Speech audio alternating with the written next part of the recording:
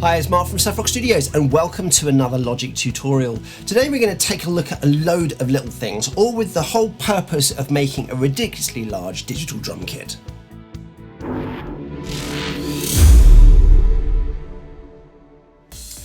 That's right, I want to make a ridiculously large digital drum kit, and I want to do this all on a very, very low budget, and I want to do it all for a bit of fun.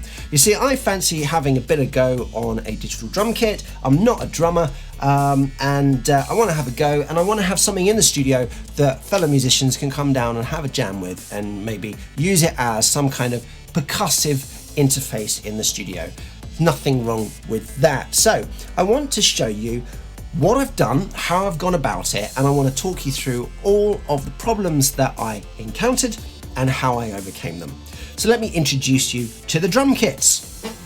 So here are my kits. Basically, I have two Ion drum kits, and it gives me an array of 12 pads and 3 pedals. That's done by 2 kits, each with 2 different brains and frameworks. So I've just merged everything in together. These kits I have all spent total, basically, 75 quid. 75 British pounds has got me that monstrosity.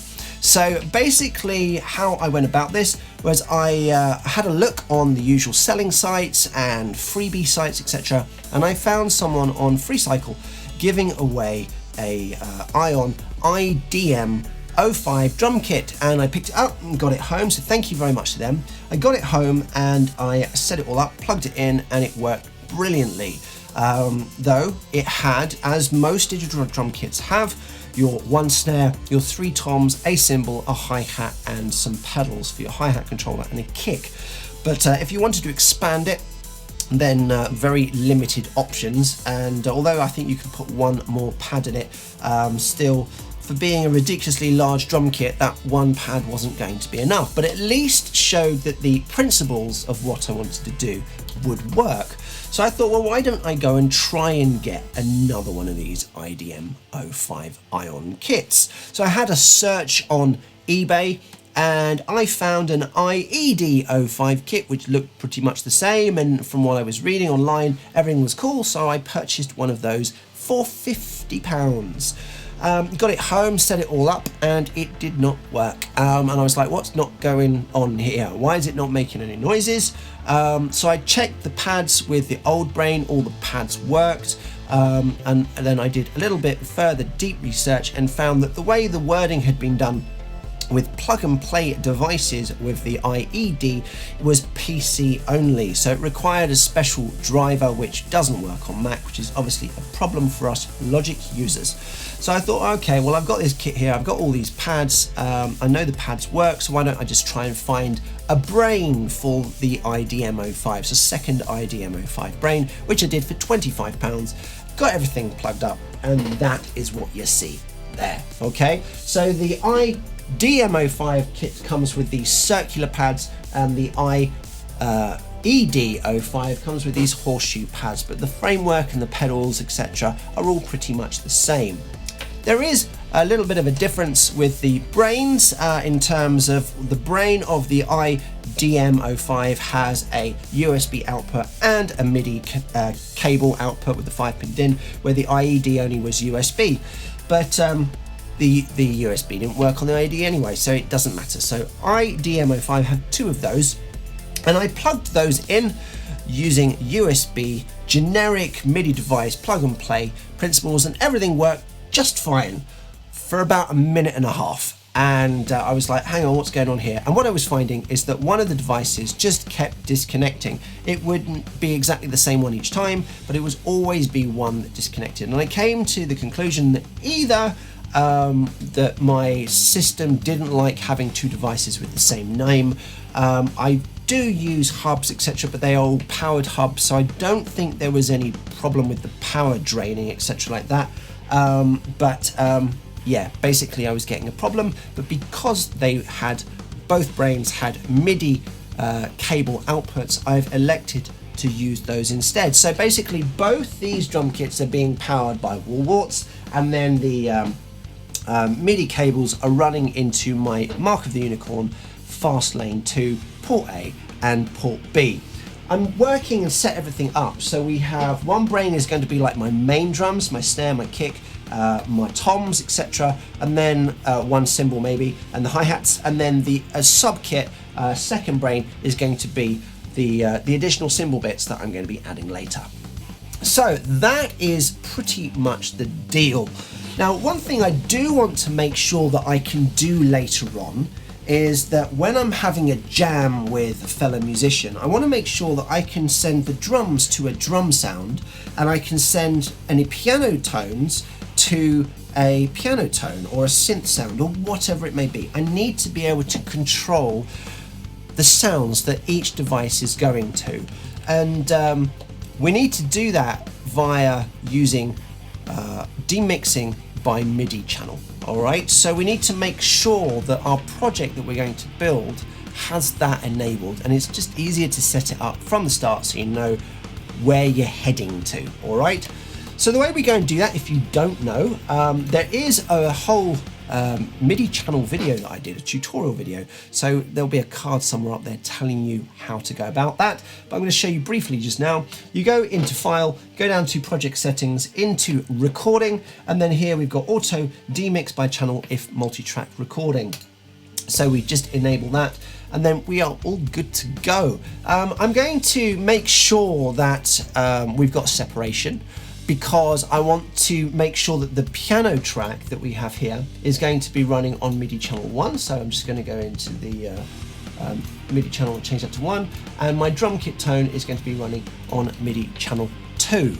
So I'm going to be using a drum tone that I made in another video as well, where I took the original producer SoCal kit, and then I added on an EXS24 sampler. Is it EXS24? My mind's gone blank for this. 24, that's it. EXS24 sampler, and added the additional sample tones that are found in other drum kits. All the samples found in Logic as they are. If you want to see that video, go up there. I've made a sort of user patch, so that's what I'm going to be using today, and I'm going to try and assign all these additional pads to being on those extra cymbals. Right, so we set up Demix by MIDI channel.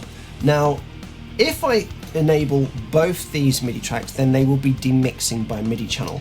So we know that the Bosendorfer piano tone is on MIDI channel 1, and we know that the drum kit is on channel 2. But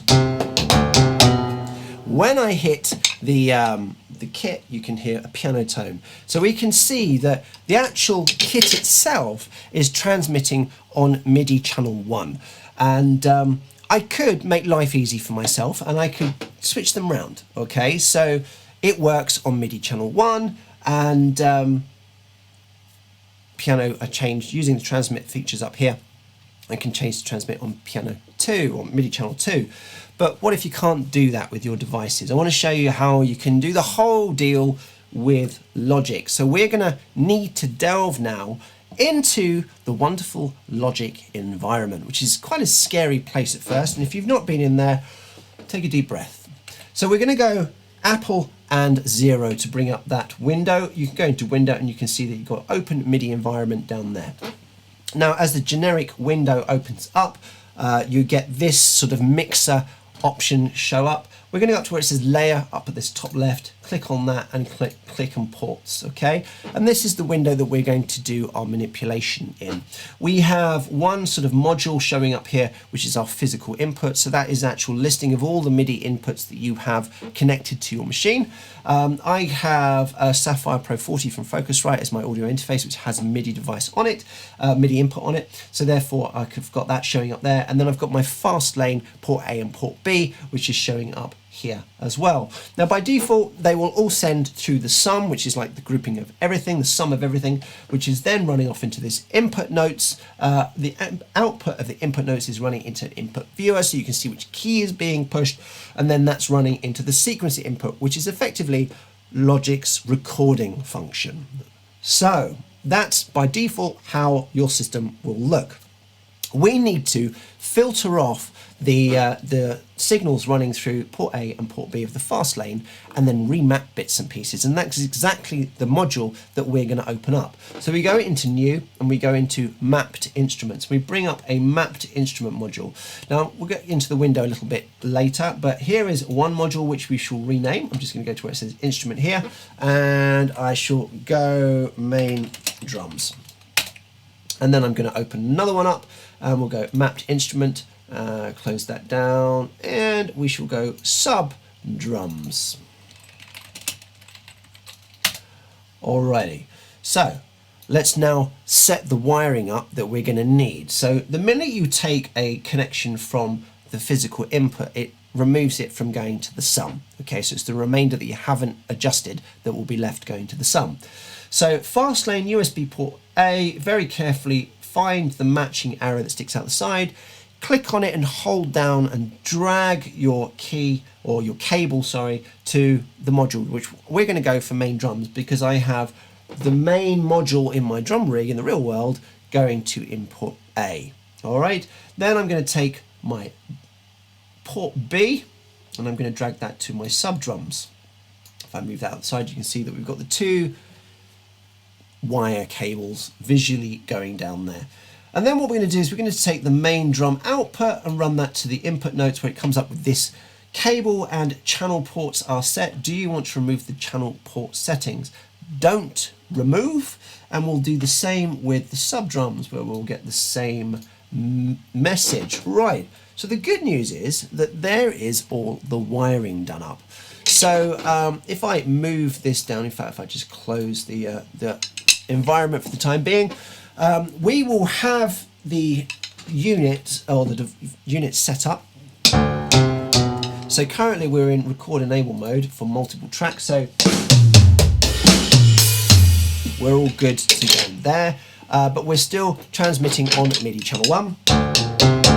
We're going to be transmitting on MIDI channel 1 until a little bit later, so we can hear drum sounds. I'm just going to select the SoCal kit by itself. Bringing back the environment window, we now need to start going through and remapping everything. Now I'm going to keep the main elements of the main kit exactly as they are. I'm quite happy with them. So it's the sub kit I'm going to change. So I'm going to double click on the sub kit module, and we'll just drag that up here and expand it out, and we'll take a look at what we got. We've got our keys down the left, so these are the actual real world keys that the signal is receiving, and then to the right column we have a output key. So this is where you can change an input to a different output. So if we're on C7 and you want it to play C7, leave it alone, or you can change it to something else, which is exactly what we're going to do. So we've also got your velocity, so you can vary velocity, and then we've got our MIDI channel. So we have everything that we're going to need to do this construction here. All right, so what I want us to do is I want us to go through and find the relevant pads and the commands to adjust them. Now the great thing is that you can just whack them out on the drums and it changes to where we are, and conveniently it's named everything because we're on a drum tone, I suppose. It's conveniently named everything, and it registers this particular pad as being mid-tom 1. Now I want that to be a cowbell, okay? So I'm going to have a look up here for cowbell, and I can see the cowbell is G sharp 2. So where mid-tom is, I'm just going to double click on that and I shall say G sharp 2. If you're unaware of how to do a hashtag symbol, sharp, you hold down Alt while hitting 3, okay? So that is how you get a hashtag on a Mac. So we've got G sharp 2, so now we should have a cowbell, which is actually quite quiet. So I'm going to bring the velocity of that up, and I put it about 102 for some reason, random number. But there we go, that's a little bit louder, okay? So now we need to go round and we need to change the other bits as well. So I'm going to go over to this, which is currently on high tom 2, and I want that to be a crash, okay? Now over here, I have two different crashes. Now I've lost track of which one is connected to which module, but I think that one is the one that is on the main kit and we're looking at the sub kit. So it's just seeing the MIDI data go through, so it will change this one as well. So that's crash 1. I'm going to change this one to be crash 2. So I'm going to go find crash 2 up here. It's A2. So A2.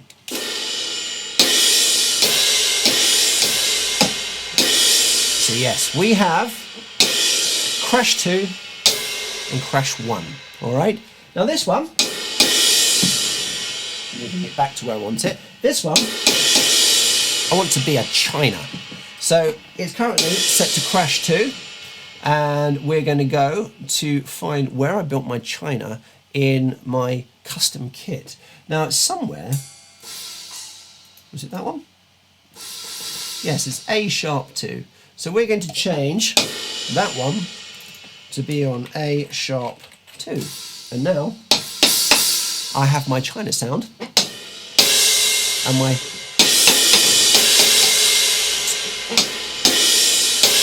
two different crashes. I suddenly thought I'd changed one of them. So we've got crash 2, crash 1. We've got a China, and here I've got a snare. I don't want a snare up there. I want a splash, okay?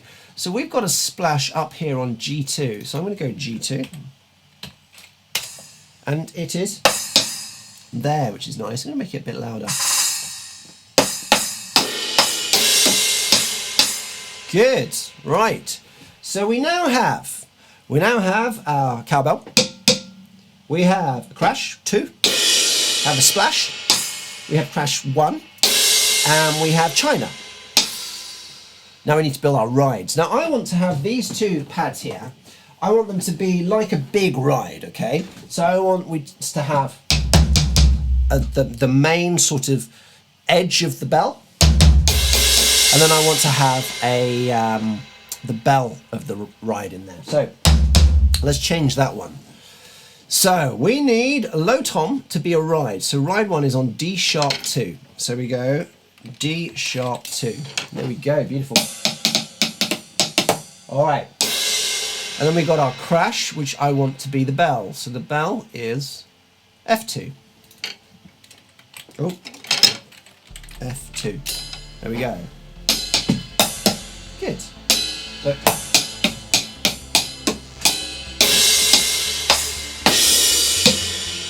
good. So effectively, my kit is now built. We have 2 kick drums. We have a hi-hat pedal. We have a cowbell. Crash, splash, crash, China. There's China. Bell, ride, and toms. And snare. All right. So all in all, we built the kit, and it's using just the basic generic template for the main kit, and then it's using the adjusted bits for the sub kit. Now, one thing that I do want to make sure we do is assign it so we can go onto MIDI Channel 2 for all of the drum kit elements. So there's no real fast way of doing this. You have to do them all one by one. And if you have 2 kits going into 2 brains and you kind of get a little bit misled on which one's plugged into which, you can sometimes double up. But in the end, you get it all done. Simplest way to do it is to just hit a pad. So there is our mid-tom, which is our cowbell. We just changed the channel here from bass, which is like Omni, onto MIDI Channel 2. And we just go through and we do that for all of the various pads. Okay, so I'm going to do that now, and hopefully I won't miss any.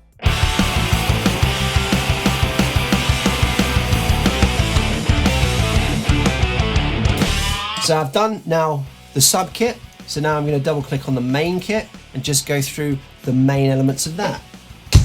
So we've got the kick, I'll change to 2, the snare,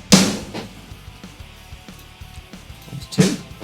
If you don't like the snare being on D1 and you want to change that to E1, you can change that just simply like that, okay?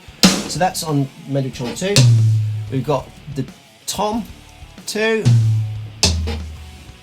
tom on 2, the low tom, onto 2. Then we've got our hi-hat. Now the hi-hat has 3 different elements to it, so make sure you do all of them. So there's the pedal push onto 2, and then the pedal push hit.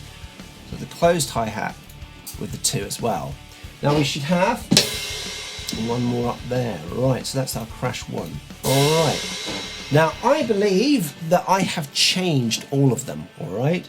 So if we close down the environment, record enable both channels, because now all of the drum pads are now reassigned to MIDI channel 2, that when we hit these pads, they should trigger the piano, trigger the drum tones rather than the piano tones. So.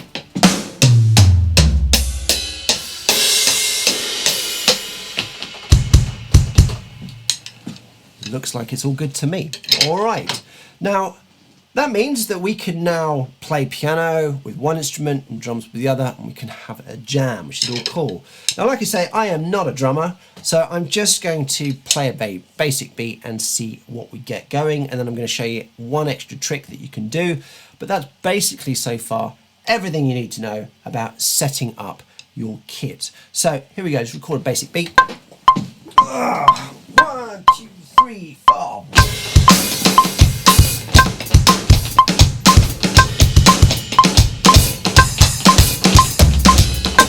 All right, that was pretty terrible. All right, so there we go. Turn the click off. We've got, well, of course, we can quantize that and see what other.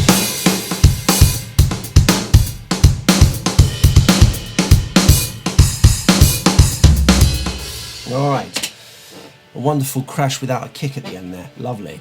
Right, so one thing you can do is if you've got the separate MIDI channels in the kit itself, you can reassign them to separate out the various pads to different instruments. So you might want to trigger a sampler, or you might want to trigger some sort of synth sound or whatever. You can set one different pad to be a different channel. So let's change this piano track to be another drum sound, okay? Just for the time being, we'll go drum tone, and I shall go SoCal, okay? Again, I'm just going to use the basic one.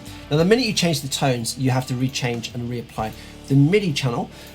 So that's MIDI channel 1 on the snare, which is going to be, and then we've got the kit that we've just set up, which is running on number 2. So of course, we want to go back into our environment, Apple 0. We're going to go onto our main drums, double click that, find the snare, and I'm going to change that to MIDI channel 1. All right, so now the snare pad itself is transmitting on MIDI channel 1, and if I go on to record enable both tracks, when we start playing,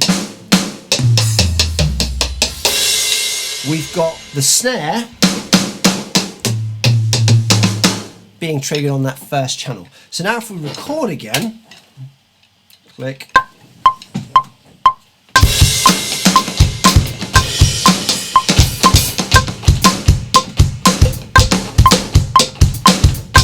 All right, so now you can see that the minute I stop recording, that the channel demixing automatically occurs. The snare is assigned to this original channel, which...